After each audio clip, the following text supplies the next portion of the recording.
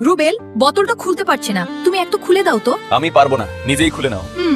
ঠিক আছে, দাও। রুবেল একটু খাইয়ে দাও প্লিজ। ঠিক আছে, তাড়াতাড়ি খাও। এই রে, খেপে গেছে।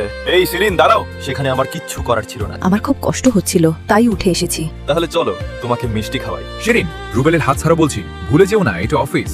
হ্যাঁ, তাতে কি হয়েছে? হাত ধরো শিরিন। এই হাত ছাড় বলছি। চটফুট, চলে এসো শিরিন। চাচা, রুবেল আর শিরিনের সম্পর্ক দিন দিন ভালো হচ্ছে, কিছু একটা করুন। আমি রুবেলকে 2 দিনের জন্য বাইরে পাঠাবো, তুমি চেষ্টা করো শিরিনকে সরিয়ে দিতে, বুঝতে পারছো? ঠিক আছে চাচা, ধন্যবাদ। রুবেল, আমরা তো মাত্র 2 দিন হলো একসাথে, তুমি এখনই বাইরে যাচ্ছ? চিন্তা করো না শিরিন, আমি 2 দিনের মধ্যেই ফিরে আসবো। আমার ভালো লাগছে না। তুমি অফিসে মনোযোগ দিয়ে কাম করবে।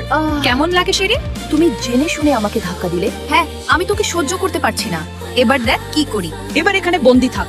ঝিলিক, দরজা খুলে দাও প্লিজ। সেটা কখনোই না। ঝিলিক, খুলে দাও বলছি। হ্যালো রুবেল। হ্যাঁ, বলো।